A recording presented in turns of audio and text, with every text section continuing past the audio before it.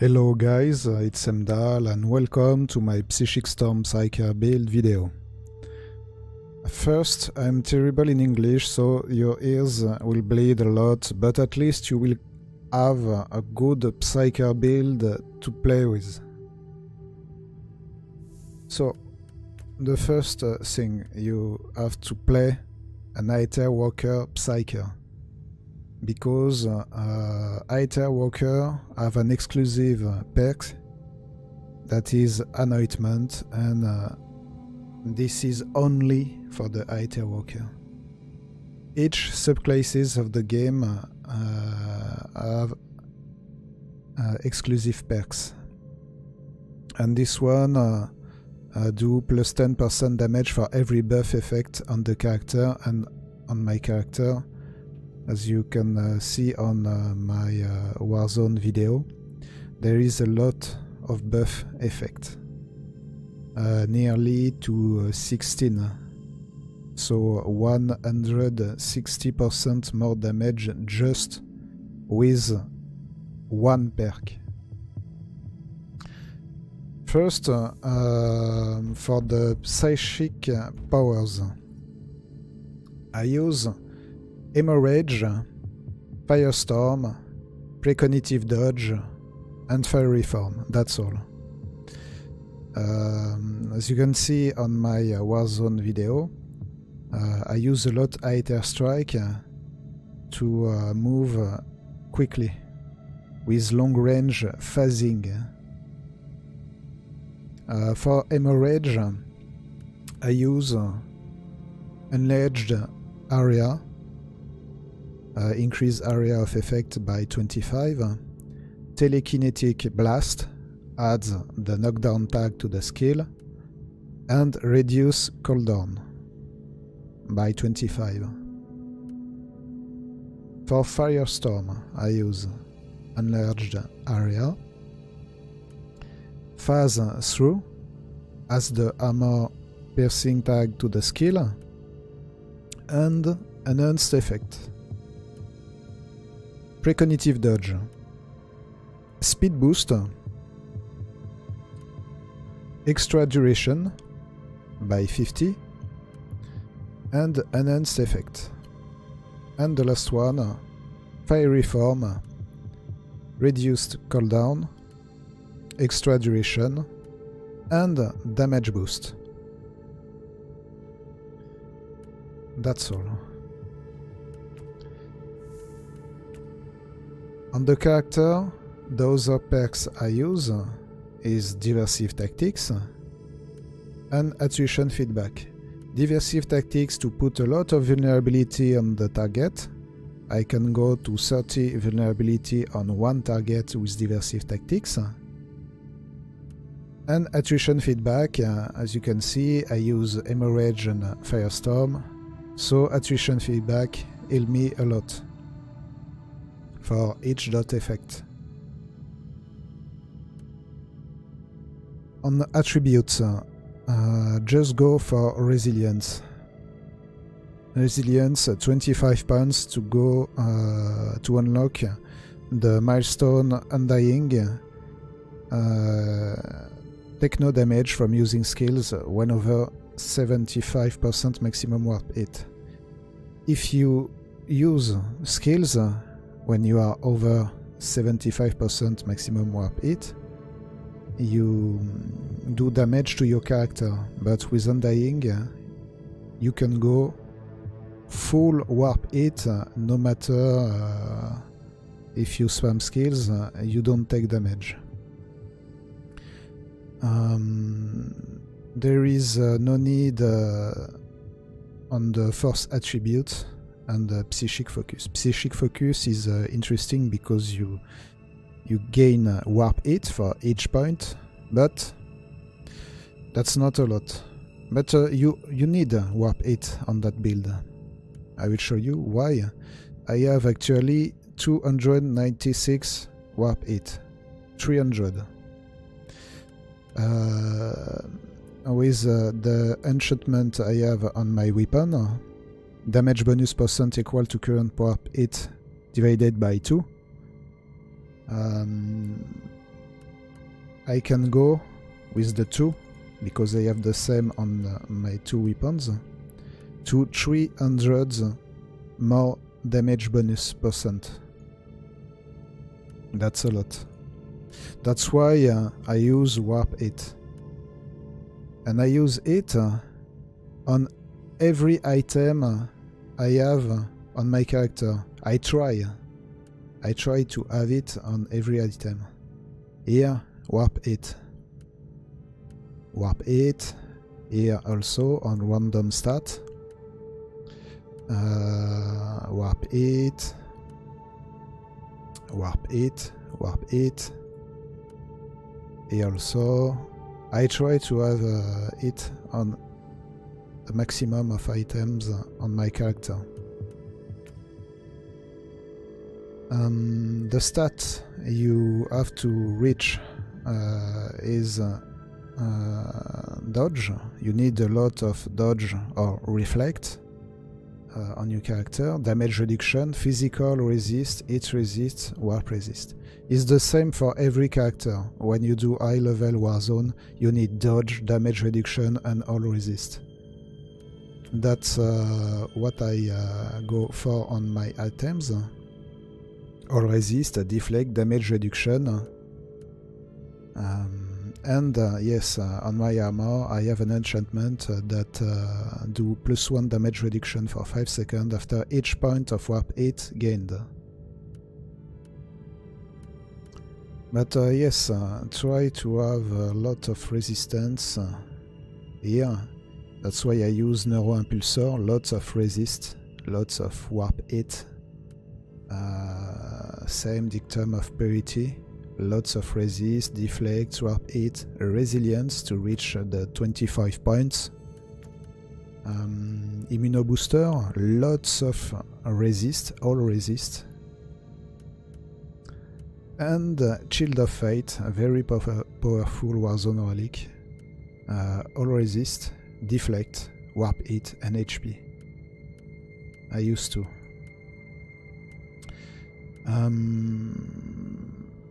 The other stat you need on that build, on the other item, is plus all vulnerability effect. Try to have a plus all vulnerability effect on a maximum items you can have. Here.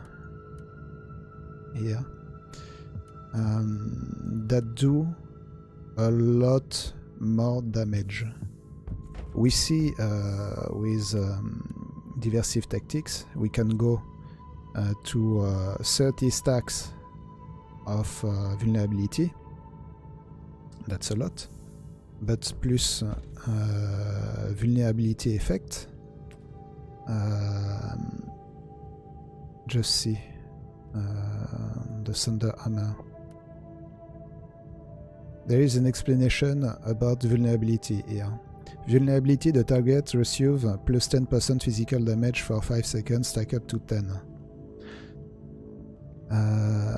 If I have 100% more vulnerability effect, that do 20% more damage for 5 seconds, and it can stack up to 10. So I do not 100 but 200 more damage. That's a lot. You need vulnerability effect. I have damage against bleeding enemies, more damage against bleeding enemies because I use Hemorrhage to buff my Firestorm. More Warp 8 to do more damage with the enchantment of my weapons. And also more critical hit chance and more critical hit strength against enemies affected by slow, stun, shock or freeze. And my Hemorrhage do shock. So it works because my Hemorrhage do knockdown with the telekinetic blast. So it works, and it buff my Firestorm. Firestorm with phase through that unlock armor piercing on the skill, so it do a lot damage that ignore completely the armor of the target. Here I go for resilience to reach 25 points. Here it damage bleeding, damage against bleeding enemies. We want to buff the Firestorm a lot. But on the psychic focus, I have the stat successfully deflecting an enemy attack recharge 5 suppression resistance. Because you need suppression resistance. You need a lot. You need to stay in green status of suppression resistance. Because if it's not, you can control your character. And I use all the suppression skill tree to have a lot of buff on my character. If I'm not in green status, it doesn't work. So I have this one, successfully deflecting an attack. Recharge 5 suppression resistance. And it works pretty well with precognitive dodge with increased skill effectiveness. It says 25 more dodge against all ranged attack, but with increased skill effectiveness, it goes for 40% dodge against all ranged attacks.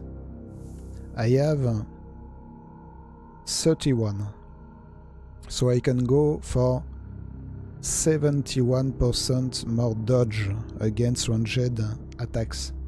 And in Warzone, I can have a lot of suppression point just with that stat. This is the only stat I use to gain suppression resistance with precognitive dodge. And here, yes, the same damage against bleeding enemies, vulnerability effect, and damage against slowed, shocked, stunned, and frozen enemies. And the hemorrhage skill do slow with that one. Hemorrhage do bleeding, and bleeding enemies with that hemophilic shock skill. Bleeding enemies are slowed as well. So it works. It works for Firestorm again. We want Firestorm to do a lot damage. And here it's the same vulnerability effect, damage against bleeding enemies, and max damage to psychic powers of pyromancy skill tree. And yes, Firestorm is in pyromancy skill tree.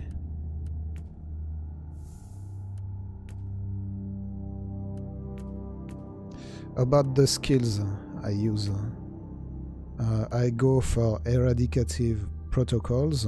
All area effects reduce the skills cooldown by 4%. Kills grant a 8% reduction for area of effect skills with longer than 1 second cooldown only. And hemorrhage or Firestorm have more than 1 second. Hemorrhage it 6.1 second, Firestorm 4.9, so it works. I can nearly spam it with that one, and those 6 points I go for cerebral feedback, dealing critical hits reduce skill down by 10%, synaptic rewiring, 10% cooldown reduction to all skill with cooldown longer than 1 second. And you see, I have only 2% critical hit chance, but with diversive tactics. I put a lot of vulnerability on target, and with a lot of vulnerability on target, with castigation, I gained plus 3% critical hit chance for every debuff effect on target. So I do a lot critical on target. So it works pretty good, pretty well to spam Hemorrhage and Firestorm, Eradicative Protocol, and do 6 points here are enough. I have that one also, Defiance, reduce skill cooldown by 1 when the character is hit. Skills with cooldown longer than 3 seconds. It works well, it's enough. On the area effect skill tree, reach for Eradicative Protocol, don't put a point here, but take this one, Optimal Dispersion, plus 1% damage to all area of effect skills after each enemy within the area of effect. That's a pretty good skill, only 1 point, but a lot of damage. If there is 10 enemies, this is 10% more damage. Movement does 6 points here, and 2 points to reach for Biomantic Haste, plus 10% movement speed bonus for 5 seconds when a Psyker skill is used. Suppression, we take all skills. That grants a lot of buff on the character. That's what we want with Announcement. Debuff, one of the most important skill tree of the build with area of effect and suppression. We see castigation. We go for dirty fighting. Dirty fighting synergies with demoralize. We can go to 240% more damage if the target has 30 vulnerability stacked. Castigation. Paralyze, grant 10% bonus on target affected by slowed. We see with Hemorrhage, Hemorrhage do slow. And buff the Firestorm after by 10%. Because targets are already slow by Hemorrhage. We take Strike Down. Hemorrhage do knockdown, and the target affected by knockback or knockdown suffer 20% damage penalty for 10 seconds. And that works with Soulburn, 20% damage penalty to burning opponent, and Firestorm do burning. You can go for 40% damage penalty on enemies when you stack Hemorrhage and Soulburn. Firestorm, sorry. Support, I go for Runic Injectors to boost my Immuno Booster. On my Immuno Booster I have Purifier 2 and Blood Balm. Restore 20% of my HP per second for 20 seconds. I have 25 capacity, it means I can use it 8 times. 8 times in Warzone. So I go for the Runic Injector to boost the heal. I have 10% Inoculator cooldown. Here, less cooldown. And I put the last point on the defense skill tree to boost my resist and reach for defensive stance. 20% of damage reduction is added to deflect. We need a lot of deflect with precognitive dodge. And combat stance, 3% damage reduction when you're standing still.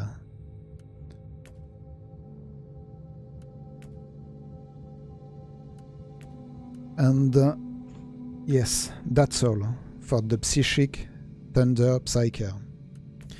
I hope you will enjoy to play it. See you guys in the Warzone.